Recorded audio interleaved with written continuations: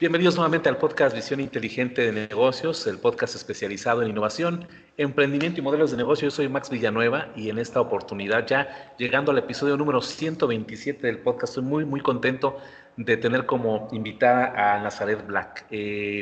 Hablar con Nazaret Black nos va a permitir conocer muchos aspectos de la movilidad, de la electromovilidad específicamente, de los vehículos eléctricos orgullosamente hechos en México y bueno, cómo a través de la visión de Nazaret, que tiene también muchas otras iniciativas, no solamente estas, podemos conocer un poco más acerca de esta industria, que ya es una realidad, no es algo que esté todavía en papel para desarrollarse, sino que vamos a ir caminando con ella en este recorrido de SACUA y también que obviamente va muy ligado a su carrera profesional. Nazaret, bienvenida y nuevamente muchas gracias por tener la oportunidad de platicar contigo. Sé de tu apretada agenda, pero gracias por este espacio para poder conocer un poco tus iniciativas. Es un placer, Max, saludarte a ti y a toda tu audiencia. Muchas gracias. Y bueno, brevemente, porque es bastante el recorrido profesional de Nazaret, me permito presentarla. Ella es una figura clave en la industria automotriz y tecnológica en México y Latinoamérica. Su determinación y pasión por la innovación han transformado las percepciones tradicionales, demostrando que México es un terreno fértil para la excelencia en estas industrias. Ella es CEO de Sacua, la primera marca mexicana de autos eléctricos, también socia fundadora de CarFast, que es el primer dealer digital de autos. Nazaret ha liderado iniciativas que han establecido nuevos estándares de innovación y calidad, también siendo pionera en lanzar la primera fintech automotriz en América Latina. Es también socia fundadora de One Room Studio, una firma especializada en estrategia en comunicación y marketing digital, demostrando su versatilidad y capacidad para innovar en diversos campos. Hay toda una estructura profesional alrededor de Nazaret. Ella tuvo la educación en la licenciatura en Derecho y Ciencias Sociales, y a través de diversos cursos y diplomas en áreas de movilidad, industria 4.0, sostenibilidad, transformación digital, marketing, psicología, electromovilidad, economía, negocios, ventas, comercio electrónico e incluso filosofía, pues ha podido ir moldeando mucho de lo que vamos a platicar el día de hoy. No solamente es un líder en su campo, también se percibe como una arquitecta del cambio que está redefiniendo la narrativa de lo que México puede lograr en esta escena mundial. Y no es para menos, Nazaret, hablar de electromovilidad pareciera algo muy lejano o algo bastante novedoso en nuestro país. Sin embargo, en tu carrera profesional has tenido la oportunidad y la visión de ir apuntalando estos temas desde hace ya varios años, pero quisiera comentar y comenzar brevemente con un poco de tu recorrido profesional, Nazaret. Tú iniciaste como la visión de licenciatura en Derecho, y cómo es que llegaste a conjugar esa idea original de tu profesión como abogada y llevarte a estos escenarios ahora hablando de aspectos muy tecnológicos. Max, la verdad es que yo recién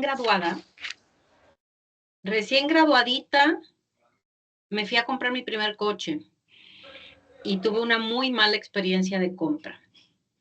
Y luego yo soy de esas personas a veces muy extremista y muy apasionada, y a veces cualquier mínima cosita me hace tomar decisiones muy abruptas, y entonces tuve una mala experiencia de compra y entonces decidí que me iba a dedicar a esta industria.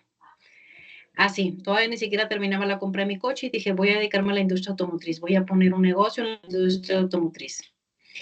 Y recién me había empezado yo a inscribir para tomar unas materias de maestría, estaba tomando 2 materias de maestría y dije, no, me voy a la industria automotriz.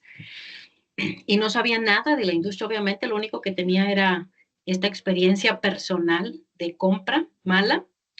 Y entonces, pues, ¿cómo pones un negocio en algo que no conoces, que no has experimentado?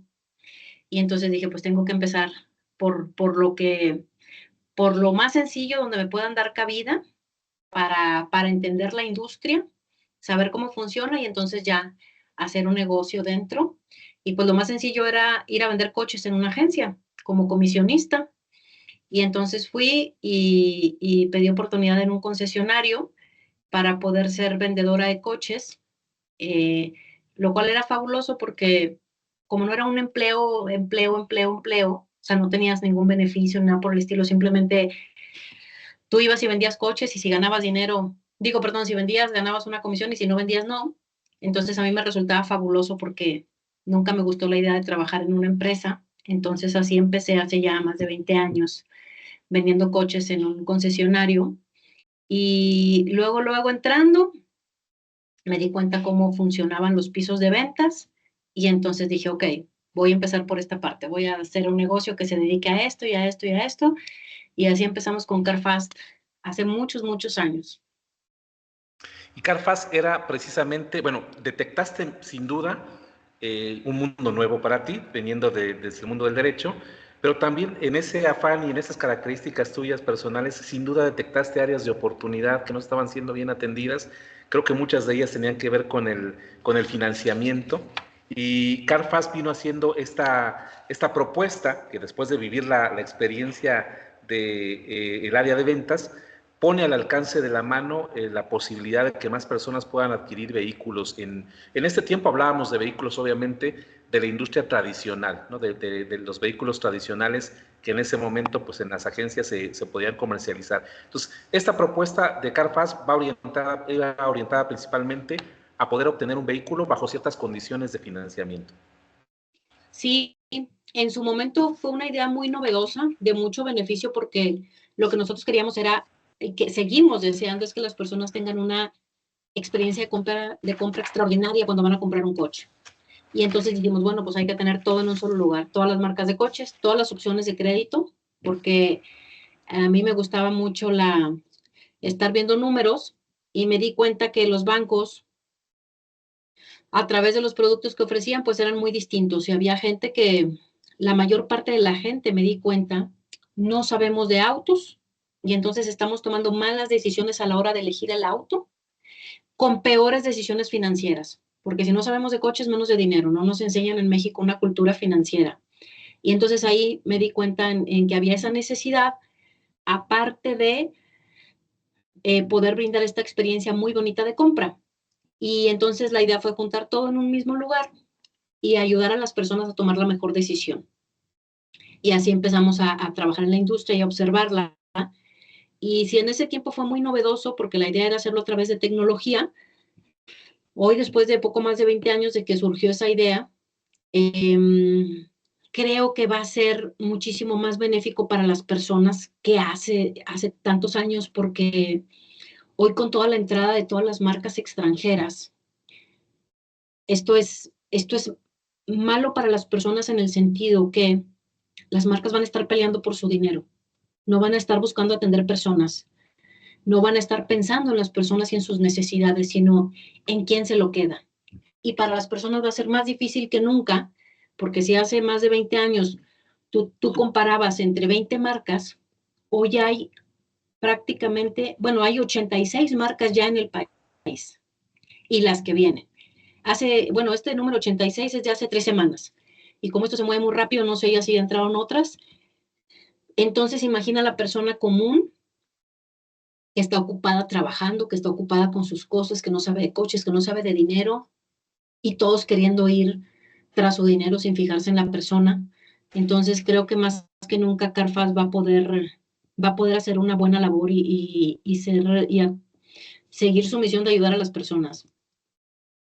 Y algo muy interesante es que precisamente, a pesar de que vamos a centrarnos un poco más adelante en Sacua, pero CarFast es una iniciativa que aún sigue vigente y que sin duda te fue permitiendo también, una vez conociendo toda la dinámica de ventas, detectando un área de oportunidad, que ahora también con las tecnologías de información se han hecho cada vez más accesibles y estamos más abiertos a utilizarlas.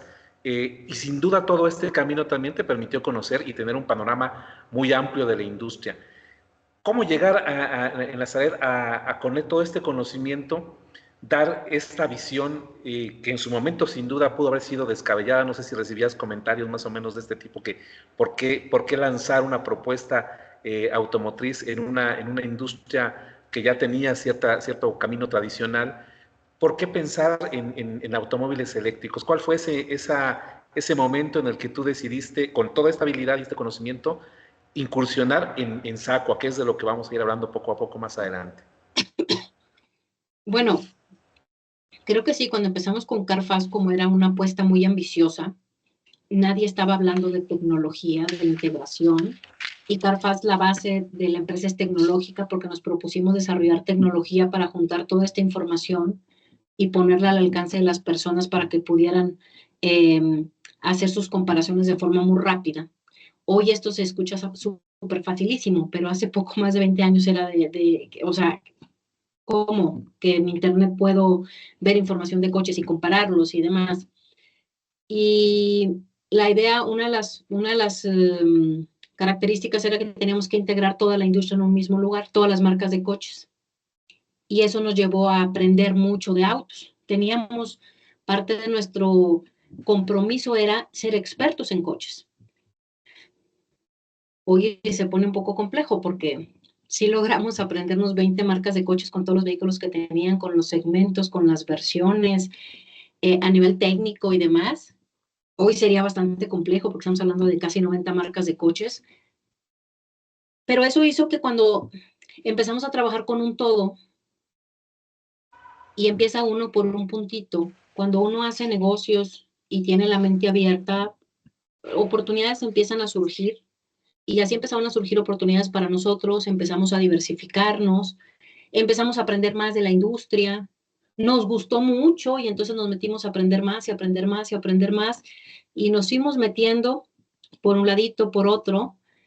Por así decir, nosotros empezamos en la industria del piso de ventas, ahí empezamos. Y desde el piso de ventas fuimos entrando hacia las tripas del negocio y fuimos, no voy a decir conquistando espacios, sino conquistando pequeños espacios para nosotros, para ir creciendo dentro del sector. Y eso nos ha llevado por un camino muy lindo, muy, muy lindo, de hacer ahora muchas cosas distintas dentro de la industria. Y cuando empieza uno a observar, pues nos dimos cuenta que México tenía mucha reputación, mucha experiencia.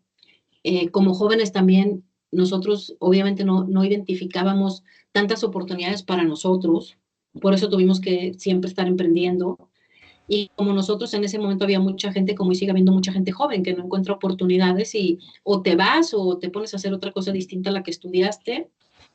Y empieza a surgir la idea de por qué no hay marcas mexicanas de coches, ese cuestionamiento interno de por qué no hay, si somos muy buenos haciendo coches y somos de los mejores a nivel mundial haciendo coches y exportando autos, ¿por qué no estamos haciendo marcas de coches?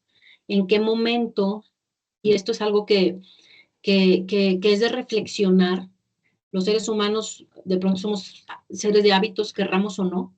Los hábitos a veces son buenos o son malos. Siento que en la industria automotriz solitos nos encajonamos en un hábito no suficientemente positivo en el de decir, nos detenemos y nuestra cajita es ser ensambladores y es hacer las cosas para los demás. Y ahí nos habituamos a pensar así. Entonces, parte de lo que estamos haciendo desde SACO a los profesionales que estamos acá es decir, hey, hay que salirnos de la caja, podemos hacer más. Ya nuestra caja es de este tamaño, hay que ampliar la caja, hay que hacerla más grande. Y la verdad es que pues ya cuando decidimos, nosotros traíamos muchas ganas de hacer o sea, empezar a hacer marcas mexicanas. Sacua también ya estaba en papel, o sea, ya estaba cuando ya decidimos, ¿sabes qué? Ya es hora, ya estaba también en papel, ya había otras personas con la idea también, ya con cierto nivel de avance.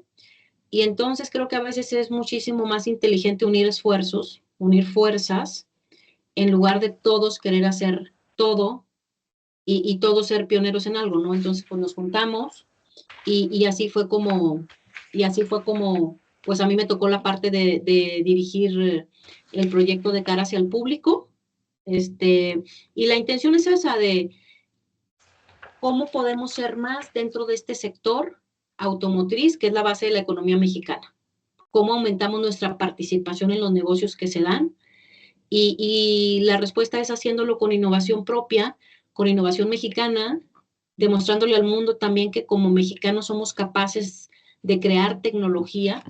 Y a mí esa parte me gusta mucho porque es como elevarnos la autoestima de todo lo que podemos ser dentro del sector, ¿no? A mí nunca me ha gustado los límites y sí siento que en la industria automotriz estábamos limitados o muy cómodos ya haciendo lo que estábamos haciendo, ¿no?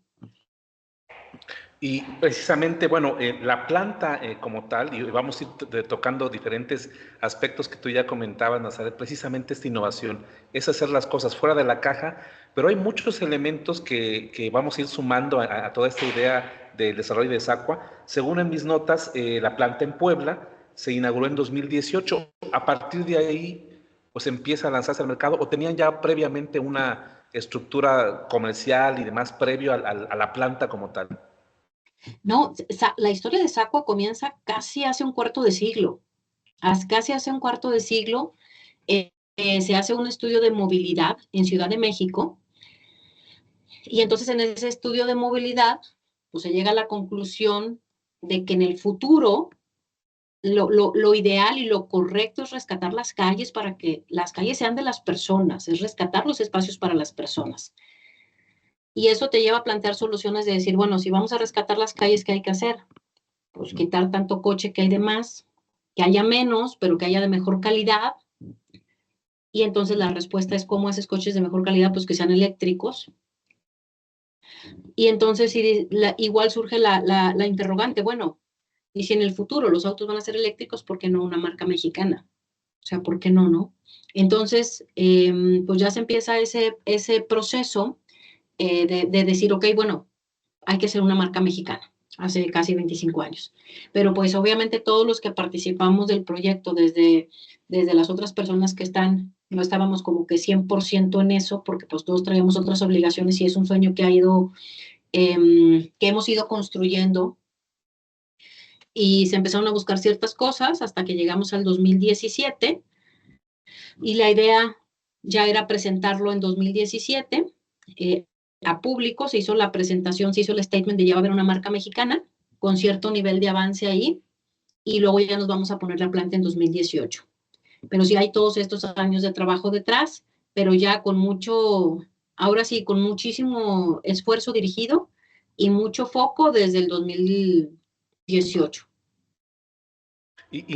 Bueno, parte de esta charla también va en el sentido de ver cómo fueron emulando las piezas, porque en esta intención de procurar precisamente en esa previsión del futuro, lo que ahora ya es bastante común en ocasiones en muchos foros relacionados con movilidad, con movilidad sustentable, con ciudades inteligentes, esta visión que ya traían ustedes las hace iniciar con esta planta en Puebla, pero además tiene una característica bastante peculiar. Bueno, además agregamos que es un vehículo eléctrico y además en cierto porcentaje la mayor parte de los que colaboran en esta planta son mujeres y además el ensamblado es artesanal. Entonces vayamos sumando estas características al vehículo y nos darán entonces toda una mezcla de innovación. Lo fueron pensando de esta manera porque, como ya mencionabas tú, en este soñar en grande, pensaban también en todas las características que se podían agregar y además de dar una marca mexicana, darla con todas estas características que le van sumando valor, al menos empresarialmente, y que sin duda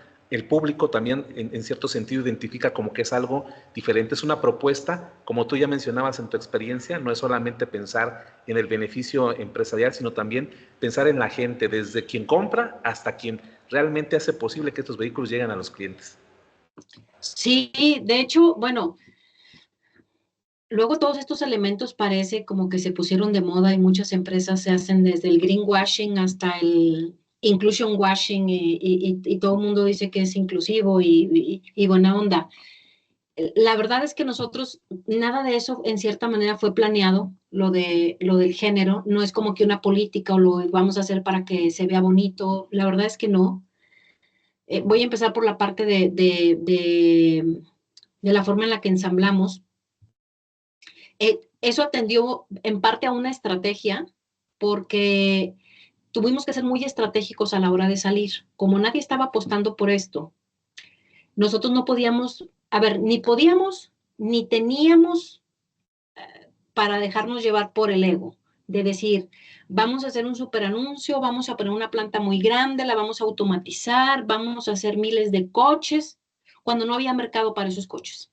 Cuando Sacua sale a público, se acababan de vender 175 coches eléctricos en el año.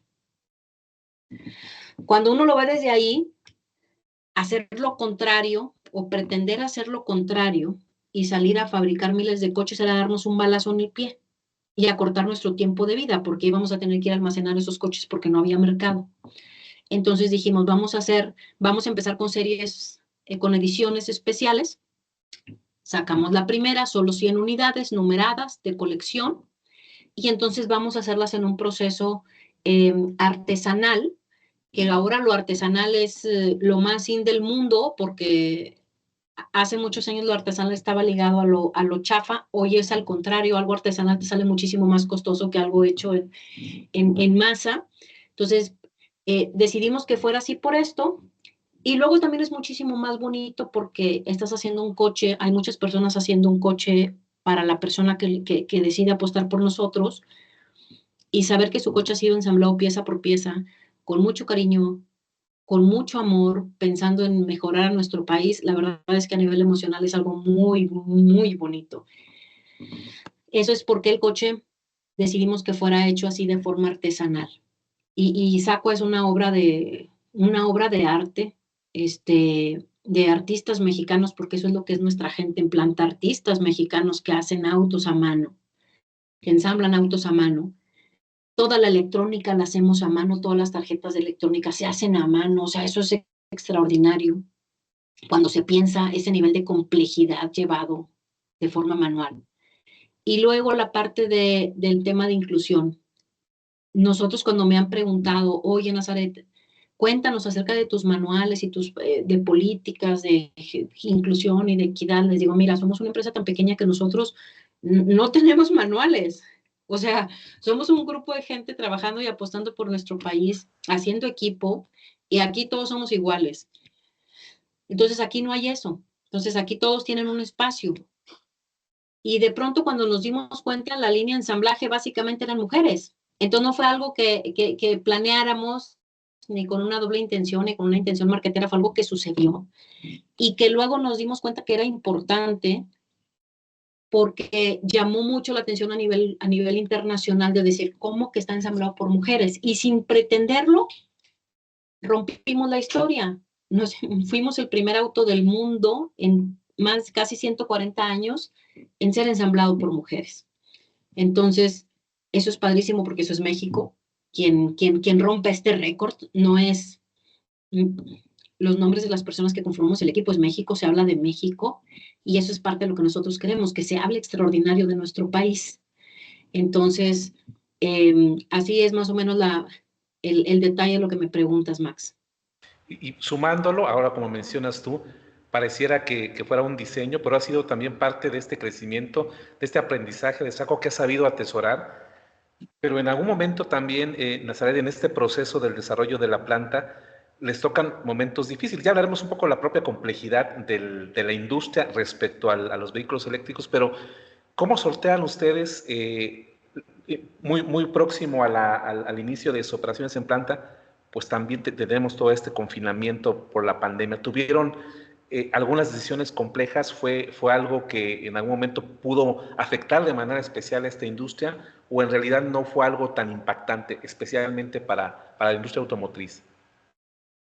La verdad es que fue muy impactante porque Sacua realmente nace en pandemia, con todo en contra, todo en contra. Nosotros queríamos poner la planta en 2017 y el primer gran golpe es el sismo del 2017. Pero ya nosotros traíamos toda una serie de cosas que volvían complejo el nacimiento de Sacua, y eso tenía que ver con el tipo de empresa, por ejemplo, que era, íbamos contracorriente en decir, ¿cómo van a ser coches eléctricos cuando de qué estás hablando? Lo que se vende muy bien es gasolina, o sea, estás hablando de una locura, eso es moda. Entonces estábamos yendo en contra de la industria titánica, poderosa, global, haciendo coches con tecnología distinta, pero aparte buscando ser dueños de esa tecnología. Eso era innovar con nuestra propia tecnología.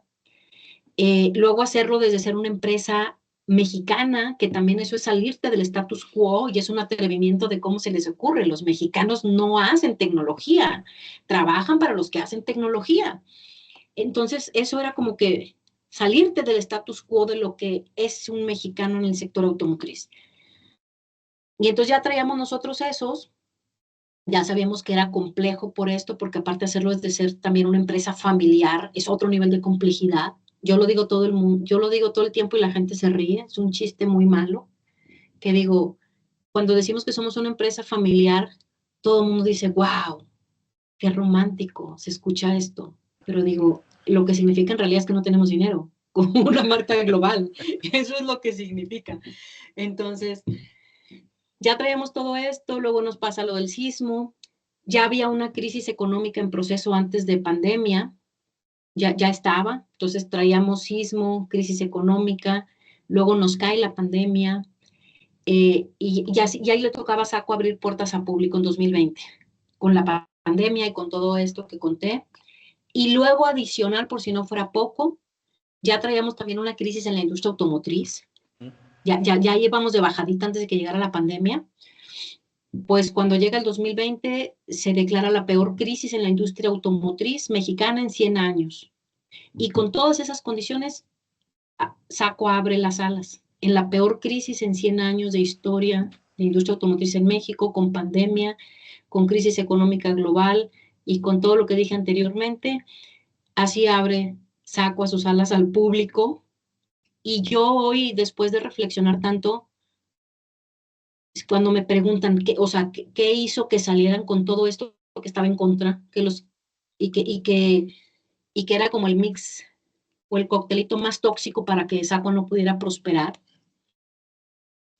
Yo siento que el factor clave es nuestra mexicanidad.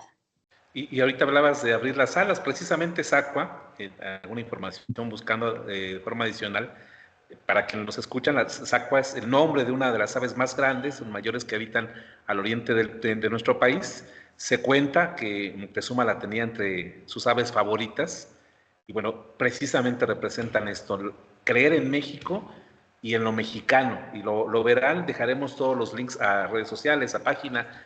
Recientemente en México, conmemorando esta celebración especial que tenemos del Día de Muertos, había también una publicidad ahí alusiva a esta parte de México. ¿Y qué relación hay, Nazaret, hablando de esta identidad nacional mexicana? Sé que has participado en muchos foros, tienes mucha movilidad también en diferentes escenarios relacionados con estos temas. ¿Cuál ha sido el posicionamiento que ha tenido nuestro país, especialmente seguramente desde la visión de Sacua, que tú conoces mejor? ¿Hay un vínculo a nivel global de más empresas que estén haciendo estas iniciativas? Supongo que tal vez en un panorama global México no sea un referente todavía en tema de electromovilidad, pero ¿cómo has podido ver la situación de Sacua, cómo ha ido embonando para tener esta visión de consolidarse como mercado? Porque aún para nosotros, cuando se anuncian autos eléctricos, pues vamos hacia las grandes marcas, al menos tal vez comercialmente pensamos en un vehículo de Tesla o en algunas otras marcas.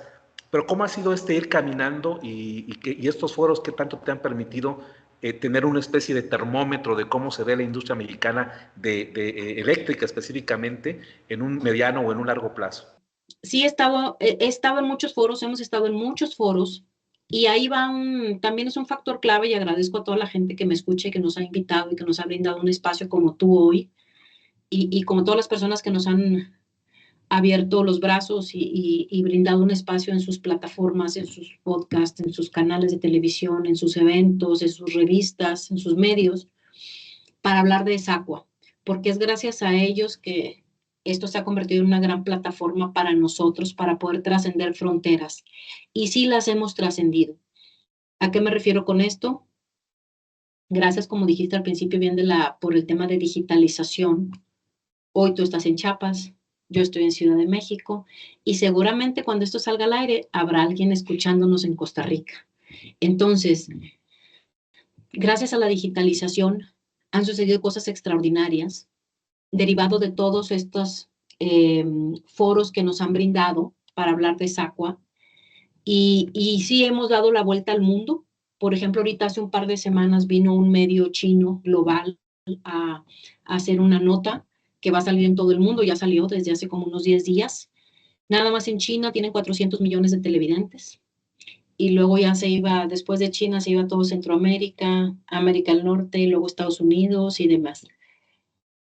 Entonces sí hemos trascendido fronteras, gracias a estos foros, definitivamente, porque nosotros obviamente al ser una empresa pequeña podemos trabajar mucho, pero si no tuviéramos todo este apoyo no podríamos trascender y eso lo reconocemos y lo valoramos mucho. Y han sucedido cosas extraordinarias, algunas experiencias así breves a nivel internacional. Por ejemplo, un día me escribe un mexicano que radica en Suiza desde hace muchos años para felicitarnos porque no sabía que existía el proyecto y me dijo, estaba en una comida en Suiza y tal persona me habló de Sacua y me sentí muy orgulloso y busqué tus datos para escribirte. Y se me hizo raro el nombre de la persona que le habló de Sacua y me fui a buscarlo en internet y resultó que era el profesor Klaus, el presidente y el fundador del Foro Económico Mundial. Y yo me imaginé la escena, el presidente y fundador del Foro Económico Mundial en Suiza, en una comida, en una mesa, hablando de lo que los mexicanos estamos haciendo. Y eso fue extraordinario porque pues era parte de lo que queríamos, enviar el mensaje al mundo de que los mexicanos somos capaces de desarrollar tecnología.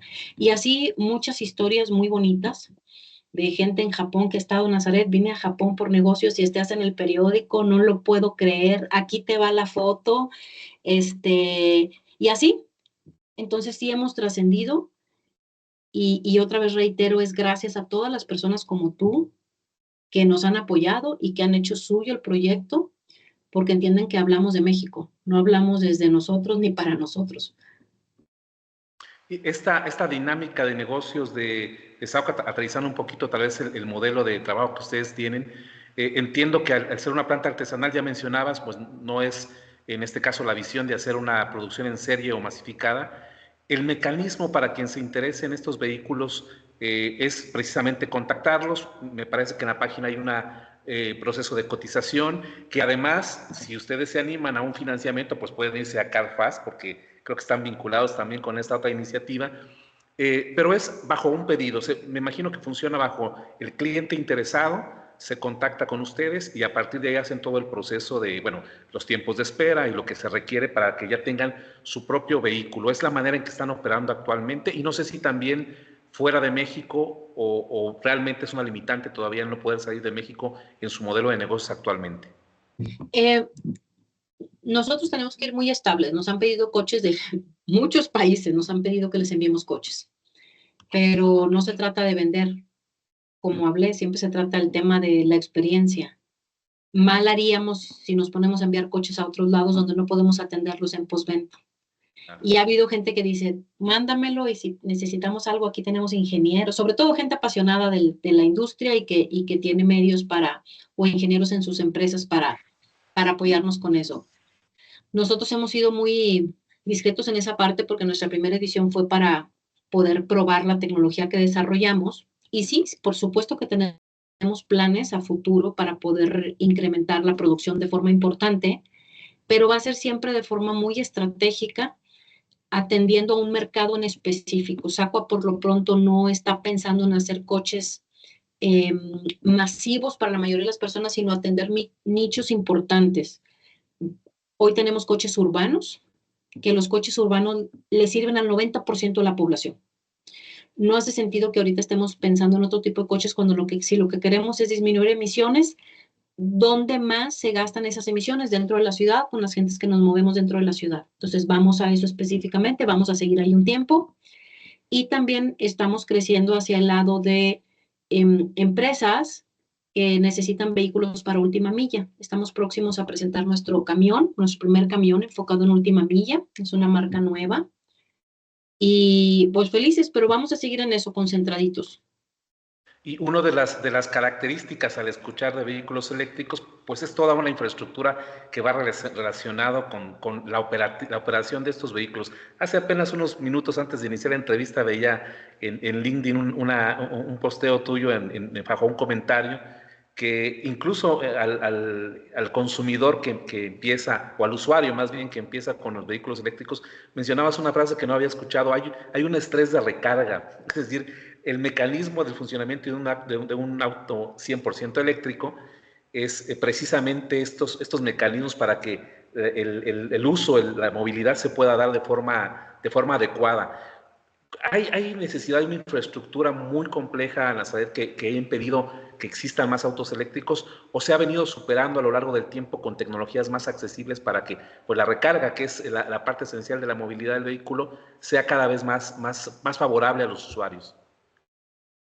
Mira, yo he hablado mucho acerca de un apartado que le llamamos mitos de la electromovilidad. Las personas cuando a veces no conocemos de algo, hay algunos que otros que opinan como si conocieran. Luego, lamentablemente, esos que opinan como si conocieran, se va la noticia y los otros que tampoco saben, en lugar de investigar, se agarran lo que dijo el que no sabía. Y ahí se van formando verdades incorrectas. El tema de la infraestructura de recarga como prioridad o como necesidad para que se masificara la electromovilidad en México es un mito. ¿A qué me refiero? Tú hoy con un coche de gasolina, tú tienes que salir de tu cochera y circular 1, 2, 3, no sé, a lo mejor 500 metros, dependiendo de qué la gasolinera más cercana, pero tienes que salir de tu casa para ir a cargar gasolina. Un coche eléctrico se alimenta de electricidad. Y si tú tienes electricidad en tu casa, es como si tuvieras la gasolinera, pero que ahora llamamos electrolinera, en tu casa. O sea, no tienes que ir absolutamente a ningún lado. Ahí la tienes.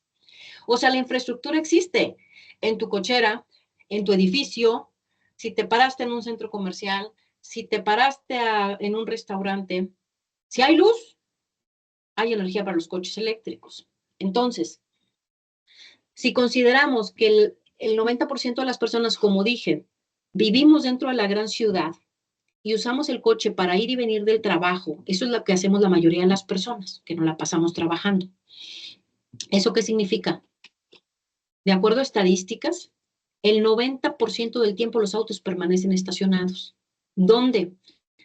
8 horas mientras duermo, más 1 hora mientras me arreglo. Por lo menos 9 horas está estacionado esa cosa ahí en tu casa. Y luego otras 8 horas de trabajo, si trabajas nada más 8, pero si trabajas 10, tienes 10 horas de estacionada y 9 de dormida, tienes 19 horas el auto estacionado. Entonces, si tú pones una cajita así chiquita en tu casa para cargar el coche mientras duermes, dime tú cuándo te vas a quedar sin batería. Nunca. Es una cosa de hábitos, así como en las noches, mientras me duermo, cargo mi celular, pues cargo mi coche eléctrico. Así es.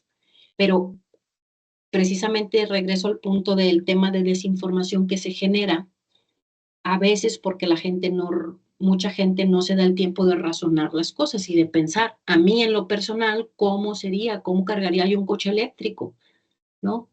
Y en lugar de pensar desde ti, ¿cómo lo adaptarías a tu vida? Mejor, no, es que ya dijeron que no, que te quedan parados. Entonces, voy a hacer un extra. Eso no quiere decir que la infraestructura no sea importante. Claro que es importante. Yo la considero más importante, por ejemplo, para las empresas que necesitan, tienen necesidades de carga distinta. Las empresas, por ejemplo, las plantas, los parques industriales, los restaurantes, los centros comerciales, como un servicio añadido para dar o que añade valor a sus clientes o a sus visitantes. Y con eso, más tú con tu centrito de carga en las noches, nunca te vas a quedar sin batería. Y es parte de todo esto que se genera alrededor de una industria que se ve como una industria muy joven, muy nueva, pero ya mencionábamos con Sacua, ha tenido toda una experiencia de cero a generar todas estas opciones que ya Nazaret nos compartía. Actualmente está tomando fuerza, y recientemente hace un par de semanas o una semana, las iniciativas del gobierno federal en México, con esta nueva administración, han empezado, entre otras cosas, a retomar este tema de la electromovilidad. Sin embargo, Sacua ya tiene un trabajo muy previo a todo lo que ahora se pretende hacer en nuestro país o se dice que se va a impulsar. ¿Crees tú que dentro de todas estas barreras que hay para una explosión, por decirlo de alguna manera, de un auto eléctrico mexicano, influye mucho también la posibilidad que el gobierno abra, no sé, financiamientos? Creo que la electromovilidad puede ser que esté batallando en un sector automotriz que tiene tal vez más beneficios para un auto tradicional, ¿Cómo es el panorama y qué tan importante puede ser el apoyo gubernamental para poder detonar un poco más esta visión de un auto eléctrico mexicano? Mira, definitivamente el apoyo de gobierno para este tipo de, pensando en crear una industria nacional, una verdadera industria nacional automotriz, el apoyo del gobierno es muy importante. Y cuando digo una industria nacional de verdad propia, voy a eso, a que estas empresas pertenezcan a mexicanos. Porque hablando de la industria automotriz, más del 70% de las empresas que están instaladas en nuestro país no pertenecen a mexicanos, no pertenecen a locales. Entonces, esta industria que es tan próspera y que es la base de nuestra economía, no nos pertenece. Se hacen grandes negocios, pero no nos los quedamos nosotros. Si hubiera apoyo gubernamental para proyectos enfocados en temas de electromovilidad, para nacionales, es decir, que a los nacionales se les brindara el mismo apoyo que se les da a los foráneos para que vengan a poner negocios aquí, como decimos a veces en los pueblos, otro gallo nos cantaría. Entonces, sería maravilloso. Eso tiene que ver muchísimo con voluntad política de los distintos niveles. Y pues hoy no puedo decir nada de esta administración porque va empezando. Hay que esperar, pero como muchos mexicanos somos personas de fe, tenemos expectativas positivas, siempre estamos esperando lo mejor y yo espero lo mejor, por supuesto. Y de las administraciones anteriores, pues ya no hace caso ni hablar. Creo que el resultado que hoy tenemos es eso, resultado de la voluntad política que tuvimos en administraciones anteriores. Y otra frase, el chiste se cuenta solo. Ahí está, lo que hoy tenemos fue gracias al apoyo o no apoyo que hubo, todos sabemos, no hay necesidad que yo lo diga. Y para lo que sigue, sí, por supuesto que tengo expectativas positivas. Sería maravilloso que se abrieran apoyos y financiamiento para locales, para que podamos meternos y aumentar nuestra participación en los negocios que se dan dentro de este sector en nuestro país. Sería padrísimo. Yo estaría encantada con ello y abiertos a colaborar con cualquier otro emprendedor que quiera hacer cosas dentro de esta industria. Para eso estamos, para apoyarnos unos a otros. Y además también en este tenor, para conocer un poco más a profundidad lo que es Sacua, vamos a dejar los links a todo lo referente a los modelos. Actualmente está el Sacua MX2, MX3, mencionabas también un vehículo ya de mayor tamaño para las necesidades de empresas.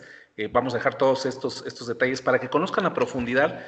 En estos documentos que podemos encontrar en la página de Sacua viene la descripción completa, las características, incluso hay una parte interactiva que nos permite conocer y comprender un poco más el funcionamiento en sí del vehículo eléctrico. Y con toda esta historia que en sí es motivadora por todo lo que está pasando en México y que es una realidad desde hace mucho tiempo, Nazaret, ¿qué planes tienen ustedes en Sacua para un mediano, un largo plazo? ¿Qué más viene? Ustedes están acostumbrados a trabajar ante la adversidad. A veces no podremos decir que estamos en espera de que algo suceda en otros sectores o en otros escenarios. ¿Cuál es la visión que ustedes tienen para seguir promoviendo estos vehículos en nuestro país y por qué no en algún momento en el mundo? Pues la visión que tenemos es esa, de seguir trabajando por nuestro país y demostrar que México puede innovar de forma buena, con calidad dentro del sector automotriz. Nosotros ya terminamos la producción de nuestra primera edición. Hoy estamos trabajando muy duro para presentar pronto nuevos modelos, que yo creo que va a ser una sorpresa muy linda para la gente cuando los vea, porque tienen una calidad altísima desde el diseño, ya aumentando nuestro nivel vamos a buscar aumentar todavía más nuestro nivel de integración nacional, porque las cadenas ya hoy hay más cosas aquí en México que antes no había. Queremos trabajar para buscar desarrollar también un motor propio. Y bueno, creo que la gente se va a sorprender gratamente y les va a encantar todo lo que viene de la mano de motores limpios. Pues Nazaret, gracias por esta oportunidad. Una charla muy amplia, sin duda daría para poner casi una temporada exclusiva hablando de todo lo que ustedes han hecho, pero aprovechando tu participación y todo este desarrollo que nos has comentado de SACWA y de otras iniciativas tuyas, ¿cuál pudiera ser un mensaje que pudieras dar a los emprendedores? En tu experiencia, creo que el emprender ha sido un camino de aprendizaje, de partir de cero en adelante. ¿Cuál podría ser este mensaje que pudieras compartirlo a quienes escuchan y que tal vez en algún momento puede ser que estén interesados incluso en iniciar algún modelo de negocios asociado con estos temas como la electromovilidad? Bueno, yo como emprendedora de toda la vida, yo lo que les podría decir es que recuerden muchísimo que el motivo por el que quieren emprender, eso es muy importante. ¿Cuál es el motivo?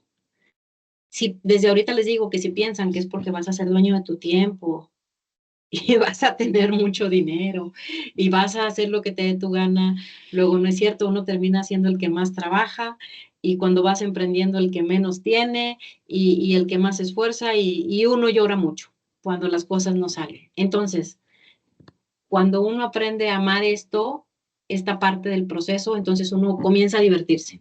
La carrera del emprendedor está lleno de altibajos y es muy emocionante por eso, pero hay que entenderlo y aprender a amar eso. Y dicho eso, les recordaría también que los emprendedores somos personas que creemos y creamos. Primero tenemos que creer que somos capaces de hacer las cosas y luego procedemos a crear. Uno no puede crear nada si no cree primero que puede hacerlo.